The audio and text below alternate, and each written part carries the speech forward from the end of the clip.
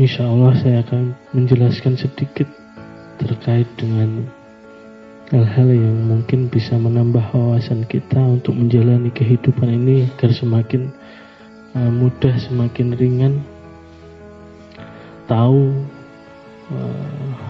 rumus-rumus tentang kehidupan, tahu tentang substansi dari kehidupan ini.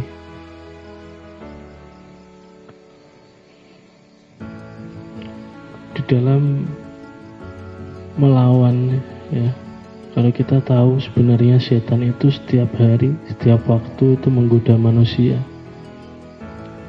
Yang jelas kita manusia, berarti kita selalu digoda setan. Maka kata salah satu syekh dari Suriah pernah mengatakan ada dua cara untuk melawan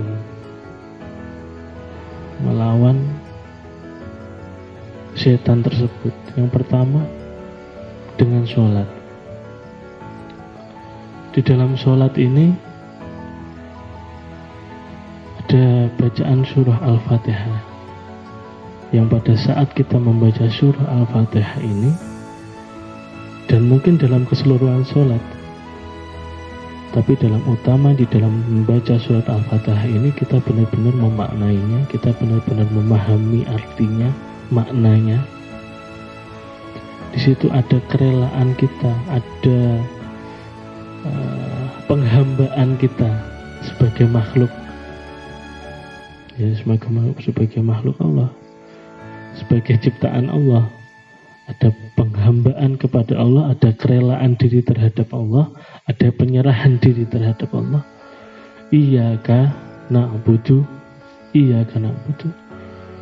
Ini hamba menyerahkan diri, karena hakikatnya sesungguhnya kita sholat, kita makan, kita beribadah, apapun itu atas kehendak Allah, atas izin Allah, tanpa kecuali. Jadi adewe iso nyapo ae yo krana pangeran, kan atas kehendak pangeran. Sampeyan iso mungkin sekaya sekarang, sehebat sekarang ini karena kekuasaan Allah, atas kehendak Allah, atas izin Allah. Semuanya. Mas Randy iso koyo ngene yo atas kehendak Allah. Semuanya atas kehendak. Jadi kita pasrahkan, kita serahkan semua kepada Allah. Kehinaan diri kita fokuskan bahwa kita ini tidak ada apa-apanya, semuanya gelar, jabatan, semuanya titipan Allah. Kita serahkan semua pada Allah ketika sholat ini. Iyyaka na'budu, kita serahkan semua. Ini penghambaan diri kepada Allah. Kesadaran itu, pemahaman itu harus ada di dalam hati kalbu kita, agar kalbu kita ini lembut. Kita konsentrasi, kita fokus, ya Allah, kula namung hambane jenengan sing berusaha menggapai ridhonya jenengan, berusaha ingin menggapai ridhomu ya Allah, atas kelemahan saya, karena nggak ada kekuatan atas semua kekuatannya, semuanya kekuatannya Allah gitu loh, kita hanya dititipi. Maka dari situ kita menyerahkan penghambaan ini kepada Allah. Nah, baru iyyaka nasta'in, ya Allah kami minta pertolonganmu atas kelemahan inilah, atas setan yang selalu menggoda kami, yang kami ini selalu khilaf, lalai, lemah, kadang-kadang khilaf mas ya, melakukan barang elek, maksiat dan sebagainya. Ini tanpa pertolongan Allah kita tidak bisa. Yang kemarin tuh nafsu juga gitu. Lah nafsu wis membelenggu kita sulit menahan. Wis candu akan sesuatu yang tidak diperbolehkan menurut agama, kemaksiatan, sulit untuk lari dari situ. Menghindar sulit, ndak kuat awake dhewe. Ndak kuat tenan wis to. Mbok wiritano lek Gusti Allah ora nolong awake dhewe ndak iso. Iso-iso keblinger malahan tersesat dan sebagainya. Diparingi nikmat taat, iso keblinger, ujube metu. Lah ini kalau tidak kita selalu di dalam sholat kita meminta pertolongan Allah, minta bimbingan dan petunjuk Allah, nggak bisa. Rumangsane awake dhewe wis taat, wis berjuang tetapi ternyata keliru, ujub dan sebagainya, sombong. Anak Toreko Indonesia, lah itu kalau enggak, nah ini minta tolong kepada Allah. Iya, karena nasta'in, meminta pertolongan Allah atas segala kelemahan kita, karena semua kehendak Allah. Jadi pengakuan atas ketergantungan kepada Allah. Dewi bergantung kepada Allah terus itu di dalam sholat kita. Maka di dalam lima waktu itu kita berusaha dan Allah mesti muabot muales wis setan mbah piye carane nggoda awake dhewe. Kesadaran itu lalu kita renungkan, kita munculkan di dalam diri kita, ya Allah, iya karena nasta'in, kami butuh pertolonganmu. Maka kita langsung bergegas untuk sholat dan menyerahkan semuanya, mengembalikan semua kepada Allah. Dan setiap waktu setan itu menggoda manusia dan kita berlindung kepada Allah dalam 5 waktu itu, insya Allah kita akan selalu dilindungi oleh Allah. Tidak hanya atas godaan setan saja, tetapi semua permasalahan kita, problem rumah tangga, hutang piutang, masalah apa, konflik keluarga, semuanya insya Allah nanti akan diberi pertolongan Allah kalau kita mau benar-benar menyadari kita hanya bergantung kepada Allah Subhanahu wa Ta'ala. Dan di dalam surat Al-Fatir ayat 32 sampai 35 ini dan juga Nabi pernah mengatakan kita ini digolongkan atas 3 umat Nabi Muhammad ini digolongkan atas 3 golongan. Payung ya, 3 golongan. Yang pertama, orang yang menzalimi dirinya, atau istilahnya tidak beramal.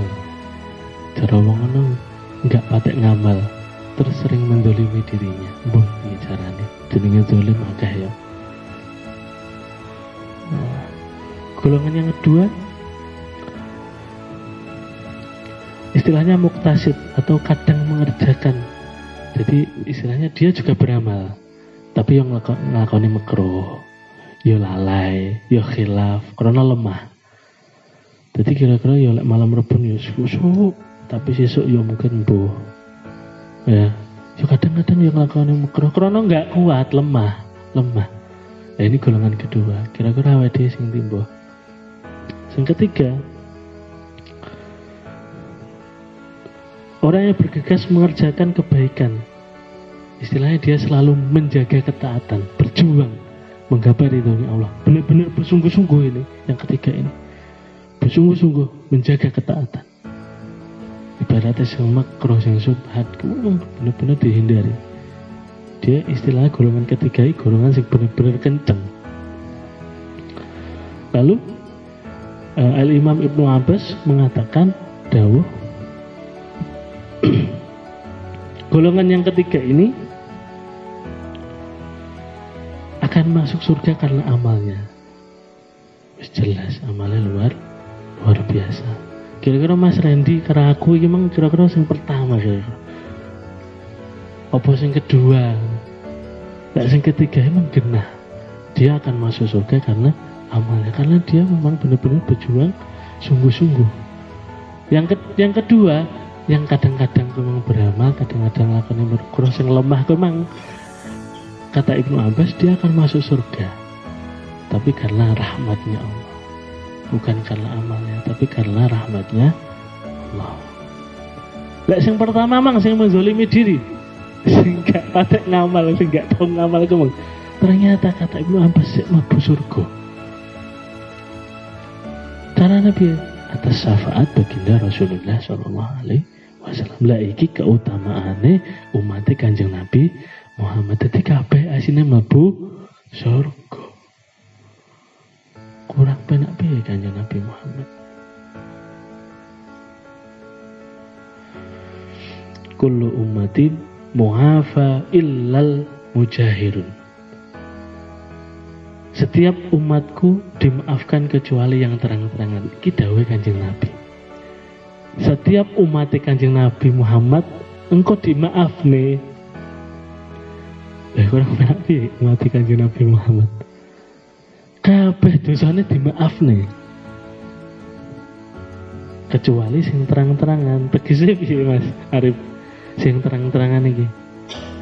Dia merasa bangga, merasa berprestasi, melakukan kemaksiatan, melakukan dosa. Aku lho Rip, dhisik iki omben-omben. Bah. Cah yo ora enek sing kuat 3 botol, aku 3 botol. Iki angel diampuni pangeran. Lek Gusti Allah wis njogo aibmu, ojo mok buka. Simpenan insya Allah Gusti Allah memaafkan atas dawuh Kanjeng Nabi iki. Aku dhisik bolos sekolah. Ben dino ora ngampuh piye aku.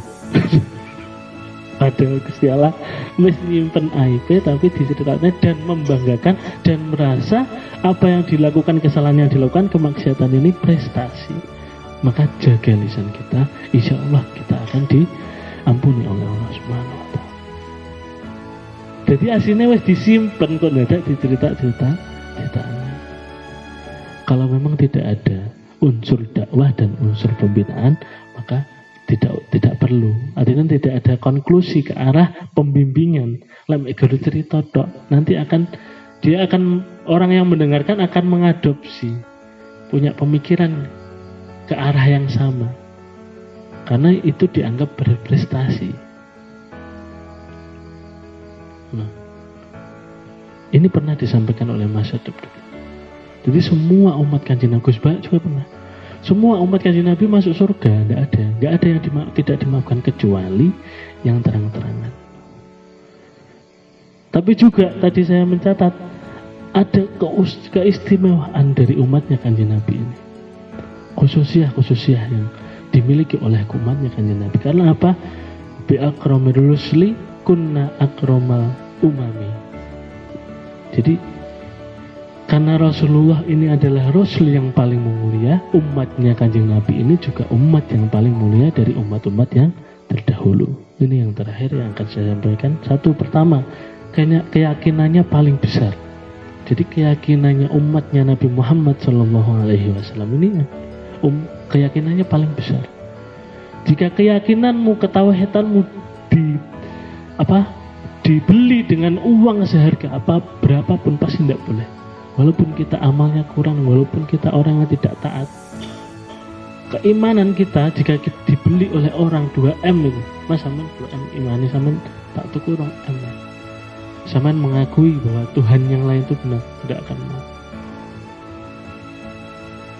Keyakinan di dalam kalbunya ini tidak bisa besar. Umatnya Kanjeng Nabi, wah. Yang kedua adalah karakternya amar ma'ruf nahi mungkar. Walaupun sedikit kalau kalian melihat sesuatu yang buruk atau tidak baik, berarti sampean mengingatkan dengan secara tidak langsung. Jadi memang ada karakter amar ma'ruf nahi mungkar. Ini umatnya Rasulullah. Yang ketiga, taubatnya mudah. Umat terdahulu itu kalau misalkan maling, ya dipotong-potong tenan tangannya. Tapi umat Kanjeng Nabi njaluk ngapura kuwi, insyaallah Gusti Allah mesti. Jadi istilahnya tadi kalau dikisahkan ada orang yang sedang musafir bawa unta. Kisahnya ini contohnya, bawa unta. Di tengah jalan dia istirahat di bawah pohon. Dia bangun, untanya tidak ada. Bingung toh, duwene unta lah Pak. Cara ade paling mobil Vios ya. Duwene kuwi tangi turu ndek enek. Arep mulai ngantuk. Bingung tekok ngiwon ngeni ndek enek. Bingung goleki baru temu mobilnya. Wes bingung-bingungnya orang sampai lapor polisi, temu tiba mobilnya. Mbah piye carane pokoknya temu. Marem ora Mas? Marem. Lah, mareme Gusti Allah kuwi lek sampean tobat, luweh marem timbang kuwi. Timbang koyo sampean nemokne barang sing ilang kamu. Jadi Gusti Allah kuwi ngarep-ngarep demen karo hambane sing tobat. Ngenteni. Marme luwih saka kuwi mau nemokne untane iku, Mang. Nemokne mobil iku, Mang. Iki keistimewaane umat Kanjeng Nabi Muhammad. Jadi aduwe duwe apa? Duwe hutang budi karo Kanjeng Nabi Muhammad Rasulullah sallallahu alaihi wasallam. Duwe kemudahan yang luar biasa iki. Makanya awake dhewe rugi lek enggak sholawat ning Kanjeng Nabi. Apa meneh setiap sholat kuwi asline Kanjeng ora asline pancen hakikate Kanjeng Nabi jawab salam dhewe ketika kita tahiyat akhir, assalamu alayka ayyuhan nabi wa rahmatullah. Ketika mengucapkan salam kepada Kanjeng Nabi, ruhe Kanjeng Nabi koyo diurip neneh jawab salam dhewe.